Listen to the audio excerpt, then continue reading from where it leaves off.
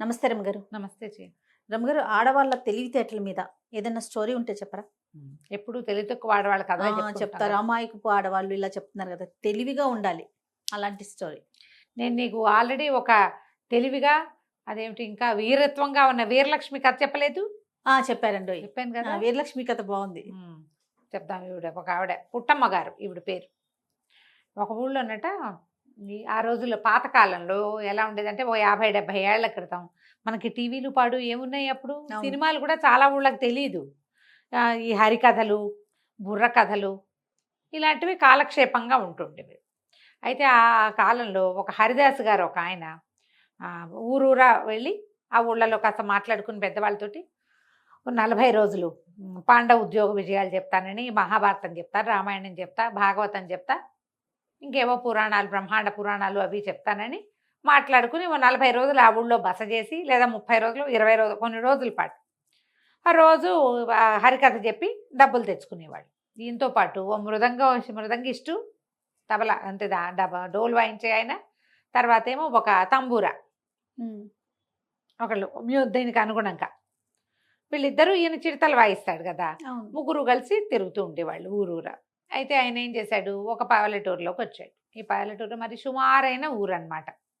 ఆ ఊళ్ళోకి వచ్చి పెద్దవాళ్ళతో, ఈ గ్రామస్తులతో మాట్లాడుకుంటే వాళ్ళు ఒక 10 మంది గ్రామ పెద్దలందరూ కూర్చొని మాట్లాడుకున్నాక సరే రోజుకి ఇంత చొప్పున ఇవ్వటము, తర్వాత ఏమో మొత్తం అంతా కథలన్నీ పూర్తయ్యాక ఎవరికి వాళ్ళు వచ్చిన వాళ్ళందరూ ఏదో రూపాయి పాలు వేస్తారు కదా, అవన్నీ మీకేనండి, మేము దేవాలయానికి ఉంచుకోము, మొత్తం కలిపి మేము కూడా కొంత ముట్ట చెప్తాం, మీరు ఇంత కష్టపడి వస్తున్నారు అని మాట్లాడాక అటగేనండి బస అండి మరి అని అడిగారు. వీళ్ళకి బస భోజనము కావద్దు.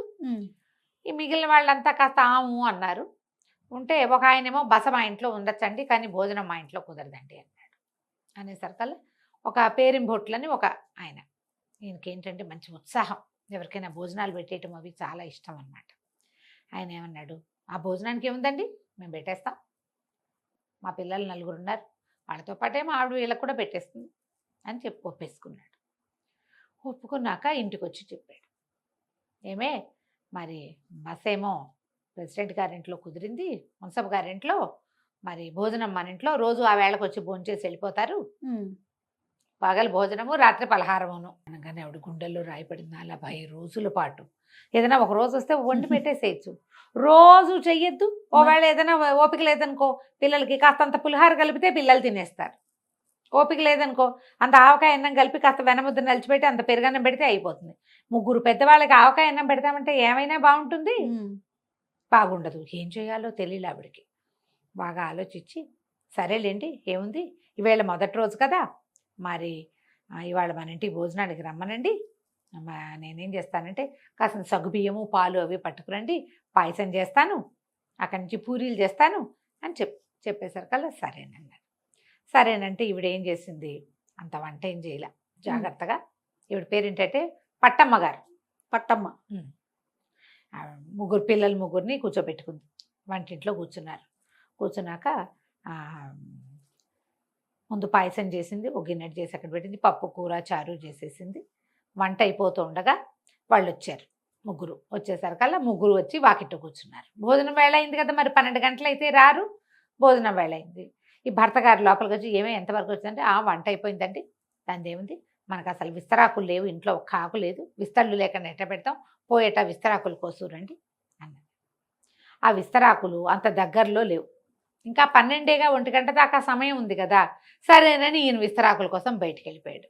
వీళ్ళు 3 ముందు సావిట్లో కూర్చుంటే ఈవిడేం చేసింది, పూరీలకి పిండి కలిపి పూరీలు ఒత్తి పక్కన వేయించేసి పక్కన పెట్టేసి, పూరీల వాసన వస్తుంది లోపల నుంచి. ముందేమో సగుబియ్యం పాయసం చేసింది, సగుబియ్యం పాలల్లో ఉడికి పంచదార పడేసి కాస్త ఏలకపొడి పడంగానే వాసన రాదు, తీపి వాసన వస్తుంది. సంతోషించారు, అమ్మయ్య స్వీట్ ఏదో చేస్తారు. పూరీలు ఒత్తిన సౌండ్లు, టప్పు టప్పు శబ్దాలు, వేయించిన శబ్దాలు, వాసనలు వచ్చినాయి. ఆ తర్వాత ఏం చేసింది ఈవిడ, అంత పూరీ ముద్ద పక్కన పెట్టి 3 బొమ్మలు చేసింది. బొమ్మలు చేసి ఓ పీట వేసి, పీట మీద అదే ఈ పూరీల పీట ఉంటుంది కదా, 3 బొమ్మలు పెట్టింది. అమ్మ వీళ్ళు 3 ఎవరే అని అడిగాడు పిల్లాడు. ఏముందిరా, ఇగో ఈయనేమో హరిదాసు, ఈయనేమో మృదంగిష్టు, ఈయనేమో తంబూరా అని 3 బొమ్మలు చూపించింది. చూపించేశారు కదా, పిల్లలకు మంచి ఉత్సాహంగా ఉంది. వీళ్ళేమో వంటింటి నడవాలో కూర్చున్నారు. మన చుట్టాలు భోజనానికి వచ్చిన ముగ్గురు పెద్ద మనుషులు వాకిలి వరండాలో కూర్చున్నారు. పెద్ద గ్యాప్ ఏం లేదు. పైగా పెద్ద పెద్దగా ఇల్లు ఖాళీగా ఉంటే మాటలు వినపడతాయి. అమ్మ వీళ్ళు ముగ్గురిని ఏం చేద్దామే ఇప్పుడు, ఏం చేస్తావే అంది. ఏముంది, ముగ్గురిని కలిపి నూనెలో వేయించటమే. ముందు ఒకటి వేస్తానా, ముందు ఎవరిని వేస్తాను, హరిదాసుని వేద్దాం ముందు అంతే. అనగానే పిల్లాడు అన్నాడు, వద్దు వద్దు, హరిదాసుని నేను తిన్ను, నాకు తబలిస్టే కావాలి, ఆ మృదంగిష్టు ఎంత బాగుందో, ఎంతో బాగున్నాడు, వాడిని నూనెలో వేసేయమ్మా. ఇంతలో ఏమైంది, ఇప్పుడు బొమ్మ ఎత్తి ఇంత చిట్టి బొమ్మ చేసిన నూనెలో వేయగానే సల్లమని శబ్దం వస్తుంది కదా. అడిగిపోయారు, ఏమిటి వేయిస్తారా, వీళ్ళు ఏం రకమో, 40 రోజులు భోజనానికి ఒప్పుకున్నప్పుడే ఎటా పెడతారా అనుకున్నాం. అక్కడి నుంచి మా అమ్మ వేయించిన తర్వాత ఏం చేస్తావే అంటే, ఏముందిరా ఈ పొయ్యి మీద పెద్ద గిన్నెలో పాకం పెట్టాను కదా, ఈ వేయించాక పాకంలో పట్టడం, అక్కడి నుంచి ముక్క ముక్క కొరుకు తినేయటమే అంతే.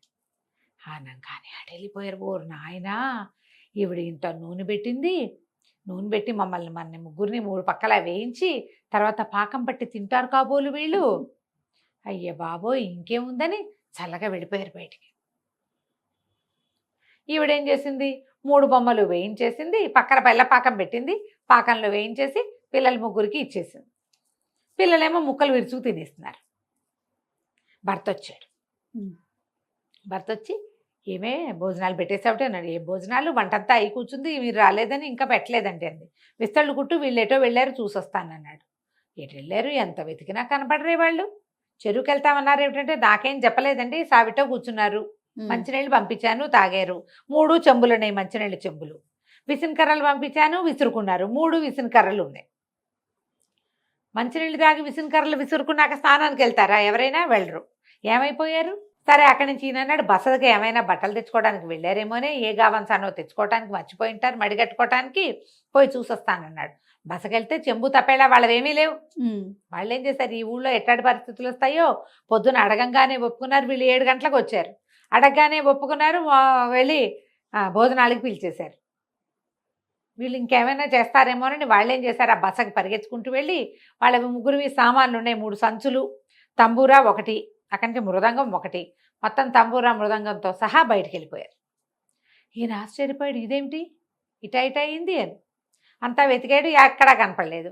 వాళ్ళని వెళ్ళి అడిగితే 3 సామాన్లు వేసుకుని గుర్రబండి ఎక్కినట్టు కనపడింది, ఒక పల్లెవాడు ఎవరికో. వెళ్ళిపోయారు. ఈయనకు అర్థం కాల. తీరా ఇంటికి వచ్చి, ఏమీ బోళ్ళంత వంట చేసుకున్నట్టు పిచ్చిమొహంలాగా వీళ్ళు ఎందుకు వెళ్ళిపోయారునే అన్నాడు. అనేసరికల్, ఏం పర్వాలేదులేండి, మా అక్కయ్య వాళ్ళ ఇంటికి పూరీలు పాయసం అవి పంపిస్తాను, ఏం కాదులేండి అది. మొగుడికి గిన్నెలు చూపించాల, ఆవిడ వండిందెంత, భార్యాభర్త 3 చిటిపిల్లలకు కలిపి వండుకుంది అంతే. తన వరకు ఆయనకు అన్నం పెట్టి స్వీటు పాయసం పూరి పెట్టింది. అయ్యో ఇంత చక్కటి పాయసం, ఇంత చక్కగా వేసిన పూరీలు, ఇవన్నీ మిస్ అయిపోయారే వాళ్ళు, ఏమిటంటావు, ఏదైనా పనుండి వెళ్ళారంటావా, ఏమీ ఉత్తరమైనా ఒక కాగితం ముక్కైనా రాసి పెట్టలేదని ఆయన గింజుకుంటూనే ఉన్నాడు. కానీ ఆవిడ చిన్న నవ్వుకుని చిన్న కప్పులో పాయసం పెట్టుకుని వాళ్ళ అక్కయ్య గారింటికి పిల్లల్ని వేసుకుని వెళ్ళిపోయి. ఆవిడ తెలివి చూడండి. సింపుల్గా వాళ్ళు ఇంకా 40 రోజులు తను వండవలసిన పని లేదు, అవసరం లేదు, వాళ్ళని నోరెత్తనివ్వకుండా, తెలివి ఏమీ చేయకుండా ఇలా చేసే ఆడవాళ్ళు లేరా జయ? ఇప్పటికి ఉన్నారంటారా రమ్మగారు ఇలాంటి తెలివితేటలు? ఇప్పటికీ ఉంటారు జయ. నో చెప్పకుండా, చెప్పకని, దాన్ని ఏమంటారంటే రివర్స్ సైకాలజీ అంటారు. మనం ఒక వీడియో చేసాం రివర్స్ సైకాలజీ మీద. అవును, ఇలా మాట్లాడతారు తెలివిగా. నాకైతే అంత బాగా రాదు, అక్క అయితే చాలా బాగా చేస్తుంది అంటాం. అంటే ఇంకా నేను చేయనంటారు, అవన్నీ నా వల్ల కాదు, మాకైతే మేకైతే చేర్చుకోండి అనరు. అనకుండా నాకేమొచ్చు, అంత బాగా చాలా సాటిస్ఫైయింగ్గా చేయలేను, అక్క బాగా చేస్తుంది. మంచిదేనంటారు రమ్మగారు. మంచిగా చెడ అడగకూడదు నువ్వు, అంటే గొడవలు రాకుండా ఉంటాయి అంటారా? తెలివి తమ మీదకి రాకుండా ఎవరి మీదకైనా తోసేయగలరు వాళ్ళు. తెలివితేటలు. నువ్వు తెలివిగల ఆడవాళ్ళ కోసం అడిగావు కదా, అంతే. ఇదొక తెలివి, సూపర్ తెలివి. అంటే నేనే చేశానని తెలీదు. 2 అబ్బాయిలు 1 అమ్మాయి. ఆ పిల్ల భలే తెలివిగలదనమాట. చటుకుని దాని పేరు వచ్చి గుర్తు రావటం లేదు నాకు. హిందీ పిక్చర్. ఓకే. ఆ అమ్మాయి అన్నిటికీ తను చేసి నీ ఫ్రెండే చేశాడని ఫ్రెండ్ని వాడిని సెపరేట్ చేయడానికి ఎంతో తెలివిగా చేస్తుంది. చాలామంది చేస్తారు, అది కనపడుతుంటుంది. ఆ సినిమా చూసినప్పుడు ఈ కథే గుర్తొస్తుంటుంది అన్నమాట నాకు. ఆ వాళ్ళు అప్పుడప్పుడు పెడుతూ ఉంటారు.